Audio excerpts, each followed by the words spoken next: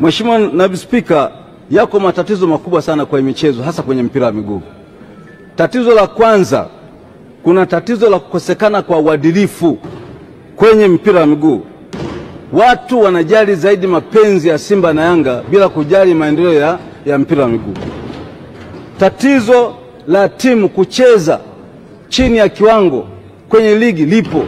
Naomba mamlaka serikali na mamlaka za mpira wa miguu ziliangalie sana hilo jambo. Yaani timu inaamua kucheza chini ya kiwango kwa sababu inacheza na timu fulani. Sasa kuna mapatano ya aina gani? Inatakiwa uchunguzi ufanyike ili kubaini tatizo hilo na kulitafutia ufumbuzi wa kudumu.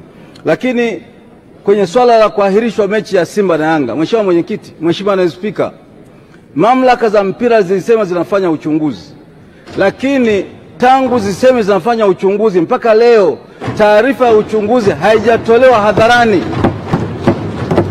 Alafu inaibuka ratiba tu ya ligi kuendelea bila taarifa ile. Mheshimiwa Mwenyekiti, inakuwa Watanzania hawajatendewa haki. Mwisho kabisa sheria 17 za soka zimekuwa zikilegezwa katika baadhi ya mechi. Sheria 17 kuna matatizo makubwa ya marefari, wengine wanapewa adhabu kila siku. Naomba sana Mheshimiwa Naibu Spika, mamlaka za mpira wa miguu zisimamiwe vizuri ili zisimamie ligi yetu vizuri na iwe bora kweli kweli, sio bora kwenye makaratasi. Mwisho kabisa Mheshimiwa Spika, nipongeze sana Simba Sports Club. Timu ya Simba imeletea sana sifa nchi hii. Mwaka 74 Mheshimiwa Spika, isingekuwa penalty, timu ya Mahala Gaz El Kubra ilikuwa imeshatolewa mashindanoni. Iliingia nusu finali Simba ya klabu bingwa Afrika. Lakini mwaka 93 Simba iliingia finali ya kombe la CAF, ambayo ni kabla ya kuunganishwa makombe mawili, kombe la CAF na kombe la shirikisho, kombe la washindi ambao sasa hivi ndio kombe la shirikisho. Na mwaka huu imeingia kombe la shirikisho. Mheshimiwa Mwenyekiti, Simba Sports Club imekuwa ni nembo kubwa ya soka la kimataifa wa Tanzania. Ni muhimu sana kila mtu aunge mkono maendeleo ya soka katika Tanzania kupitia timu hizi za Simba na Yanga. Asante sana Mheshimiwa Mwenyekiti, nashukuru sana. Mheshimiwa Waziri, kuna jambo moja pia ambalo wengi wamesema sana humu ndani tangu asubuhi. Ni kuhusu mchezo wa Simba na Yanga. Mheshimiwa Waziri, jambo hili limeleta taharuki kubwa isiyokuwa na sababu. Tulikuona waziri ukienda kwenye kikao, naibu waziri, katibu mkuu. Mlipotoka hamkusema jambo lolote. Bodi ya ligi mimi naiheshimu sana. Mheshimiwa Rais wa TFF na mheshimu sana. Wanafanya kazi kubwa. Lakini kuna shida gani kutuambia maamuzi mliofikia? Kwa sababu kuna hisia kubwa za mashabiki wa Tanzania. Tunaomba vyombo vyetu vya vilabu waheshimu sana hisia za mashabiki. Kuacha haya mambo kwenye giza bila kuwa na ufafanuzi, nani kakosea, nani kapatia, hii Mheshimiwa sio sawa sawa, kwa sababu mpira sio mpira wa busara, ni mpira wa sheria. Mwenye kadi nyekundu, mwenye njano kadi ya njano. Tuwe wazi, sisi furaha, mimi ni Simba. Tunaona juzi wenzetu walikuwa wanacheza pale Zanzibar. Wakiwa hawachezi hapa, utasikia Yanga kampiga mtu 5, Simba kampiga mtu 7. Wakitoka nje hapa jini katoka mganga hoi. Yaani wanashida kwa shida. Kuna siasa mnafanya kwenye mpira sio sawa. Mheshimiwa Mwenyekiti, tuongee ukweli. Hakuna watu wanafanya vizuri na wameikuza na kuiheshimisha ligi yetu kama viongozi wa bodi ya ligi ya sasa. Hakuna watu wameweza kukuza mpira wa nchi hii kama kiongozi wa TFF. Brother yangu Karia, hongera sana, lakini pia pole kwa kumpoteza mamako. Lakini leo hii fateni sheria. Sheria haina huruma. Mtu anakurupuka amevaa tai yake, hatuchenzi. Kiongozi, nyinyi mnajua sheria, simameni sheria. Sheria ndio itakayotubeba. Kama mnashindwa kufuata sheria, tunakwenda kuua soka ambayo watu wote mndani tunapenda mpira. Nadhani Bwana Tenga ni mtu wa kuigwa sana kwenye tasnia ya michezo. Ni kiongozi ambaye kwa kweli alifanya kazi yake vizuri na akastaafu na bado wanamtumia, lakini ni mtu anayeheshimika sana kwenye tasnia ya michezo. Sasa nadhani na wale mlioko kwenye madaraka muige mfano wa jinsi gani mzee Tenga aliongoza michezo yetu hapa Tanzania. Vinginevyo mtamaliza vipindi vyenu halafu mtakuwa maoyoyo huko mtaani, hamueleweki na mheshimiki kwa kazi mlizozifanya. Mheshimiwa Mwenyekiti, namuuliza kaka yangu Kabudi, Mheshimiwa Waziri, na nilikuona kutokana na mgogoro uliopo kwenye timu zetu hizi kubwa mbili, nilikuona ulitoka saa 4 usiku kwenye kikao, lakini baada ya kutoka mle mpaka leo hatujajua kilichotokea kule.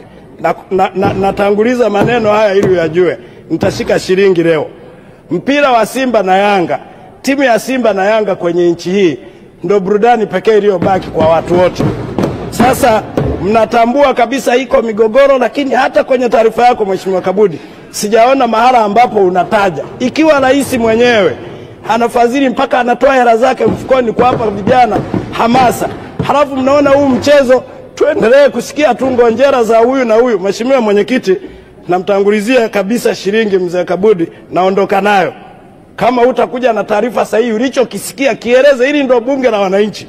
Hatuwezi kuwa tunasikia mitandaoni na wewe mwenzetu uliyeteuliwa kwenda kutuwakilisha umesikia sirini, halafu unaleta taarifa tukupitishie budget, tunaacha kuelewa kinachoendelea. Sisi tukirudi huko majimboni kwetu na sisi tuwe tena watu wa mitandao. Leo kama utatoa taarifa sahihi na kushikia shilingi. Mheshimiwa Mwenyekiti, niamini Simba hawana makosa, Yanga hawana makosa, lakini kinachoendelea nani anayetakiwa kutueleza taarifa sahihi? Tunaona kama michezo kama kesi imeenda kasi, imerudi kasi, imekuja huku, kabla mlalamikaji hujamsikiliza unatangaza mechi, anacheza bodi ya ligi, inacheza Yanga. Sasa nataka kujua Mheshimiwa Kabudi, wewe ulienda kulisikiliza pande zote mbili, Simba na Yanga. Sitaki kusema Yanga ina makosa wala Simba ina makosa. Wewe waziri uliyesikiliza, utupe majibu sisi wabunge ili tukawaeleza watu wetu. Michezo ni furaha. Simba na Yanga ni pati ya maisha ya kuburudisha Watanzania. Kwa hiyo ukija bila maneno leo nitakuzengua Mheshimiwa Kabudi. Lazima uje na taarifa. Sisi Tanzania tumepata heshima ya kuandaa AFCON. Halafu dunia yote itaangalia AFCON inaandaliwa Tanzania. Halafu tunakuwa na viongozi wahuni tu wanaamua wanavyotaka. Hatuwezi kwenda kwa design hiyo. Hapana. Sisi wote tunaweza kuwa marais wa TFF, wote tunaweza kuwa viongozi wa bodi ya ligi. Hata mimi naweza kuteuliwa. Halafu lazima niwe wazi, sio tu kama tumempa mtu kuongoza familia yake. Na kuomba sana Mheshimiwa Waziri, kuliko kulitia aibu taifa hili tulikoenda kwenye michezo yetu, ni lazima uje na taarifa bunge tufahamu. Usipokuja nalo leo nitaondoka na shilingi. Mimi ni daktari, wewe ni profesa. Kwa hiyo mzee ujiandae, na wewe mwenyewe umenipandisha kuniita profesa, unaniita profesa. Kwa hiyo leo nitakuzengua kiprofesa. Mheshimiwa, naomba nichangie, nishauri bodi ya ligi iwe isiongozwe na TFF. Iwe independence, wazungu wanasema, ijitegemee. Tunaona hivyo independent hivyo. Tunaona sasa inapokea maelekezo tu kutoka kwenye bodi, kwenye TFF. Kwa hiyo ninaomba sana Mheshimiwa Mwenyekiti, tuache na tuunde bodi ya ligi inayojitegemea. Mwisho, nampongeza sana Mheshimiwa Rais, na naendelea kuwaombea Simba wakafanye vizuri. Unapoenda kuiwakilisha nchi kwenye fainali, sisi wote tunaungana kama taifa moja. Na serikali iangalie ndege, na kama kuna nafasi na mimi naomba lifti kabisa, natanguliza nikashangilie. Na kupongeza sana Profesa Kabudi, wewe ni mzee, mwalimu wa kitivo cha sheria mbobevu. Nina imani irekebisha hii wizara. Ninajua wewe ni mwalimu mzuri. Sidhani kama utafeli. Ukifeli, kama kuna kitu kinakusumbua, mimi nipo naweza kukushauri bila malipo. Nakushukuru sana. Asante sana Mheshimiwa Spika. Nataka nishauri Mheshimiwa Waziri. Umeweza kuona ligi kuu ya Uingereza. Ligi kuu ya Uingereza, Mheshimiwa Waziri, inaongozwa na bodi ya ligi ambayo inaitwa EPL. Lakini pia Federation ya Uingereza ina ligi yao FA. Hizi ni ligi mbili, na bodi ya ligi ya Uingereza inasimamia kila kitu, masuala mazima ya ligi kuu ya Uingereza. Tumeona ligi kuu ya Spain inaongozwa na bodi ya ligi. Mheshimiwa Naibu Spika, pale Spain kuna bodi ya ligi inaitwa La Liga, inasimamia masuala mazima ya michezo katika ligi ya Spain. Lakini pia Federation ina ligi yake. Hapa Tanzania nimpongeze Mheshimiwa Leodegar Chila Tenga kwa kuanzisha bodi ya ligi ndani ya idara ya TFF. na imekuwa nzuri, na toka ilivyoanzishwa mwaka 2008 ilikuwa imeanzishwa ikiwa chini ya idara ya TFF, lakini malengo ilikuwa ije baadaye ijitegemee kama zilivyo bodi za ligi ya Uingereza, kama zilivyo bodi ya ligi za Spain. Sasa bodi yetu bado iko chini ya TFF. Tunaomba Mheshimiwa Waziri, bodi hii uiboreshe, iwe independent, ijitegemee. Tunaona bodi ambayo haijisimamii, asubuhi inatoa matamko haya, jioni inatoa matamko haya. Hii inaonekana nyuma ya pazia bodi inasukumwa. Kwa hiyo nakuomba Mheshimiwa Waziri, bodi hii ijisimamie. Tunafahamu ligi kuu ya Uingereza inasimamiwa na bodi ya ligi kuu. Mheshimiwa Gulamali, naam. Mheshimiwa Gulamali, wewe ni mbunge mzoefu. Usiringize bunge kujadili vitu ambavyo bado havijafika rasmi. Vitu gani Mheshimiwa? Kanuni ya 81 inakataza kujadili, kutuhumu mtu au chombo ambacho hakina nafasi ya kuja kujitetea wakati wewe unasema. Mheshimiwa Naibu Spika. Mheshimiwa Gulamali. Sawa Mheshimiwa Naibu Spika. Kanuni ya 84, ukikataa maelekezo ya kiti ya spika unashtakiwa kwa kanuni, umekosa kosa nidhamu. Na ukipinga kanuni ya 84 unakwenda 85, ndio mbaya kabisa, hata ubunge hutagombea. Usituhumu chombo chochote. Mheshimiwa, na kuomba mimi nakusaidia tu. Kuna kesi hapa ilitokea ya mheshimiwa mmoja mkubwa na mbunge mwandani kuzungumza vitu ambavyo unatoa maamuzi, unalalamikia maamuzi yaliyofanywa. Wewe hukuwa sehemu ya hiyo kikao, na mimi kwa kukaa hapa naweza nikaingizwa kwenye kesi yako. Punguza munkar, changia mambo ambayo una uhakika nayo. Endelea. Mheshimiwa Naibu Spika, naomba muda wangu ulindwe. Mimi nazungumzia muundo wa bodi zetu za ligi zilivyoanzishwa. Ukienda Uingereza kuna bodi ya ligi inayojitegemea inaitwa EPL. Mheshimiwa Gulamali, kuna bodi ya ligi inayojitegemea. Haya makofi hayatakusaidia. Mimi sizungumzii, nazungumzia vitu vingine. Ukipelekwa kwenye kikao cha nidhamu, haya makofi hayatakusaidia. Hao wote watakutizama tu. Unapuuza maelekezo ya kiti. Unalalamikia maamuzi ambayo sio sehemu yetu hapa. Endelea.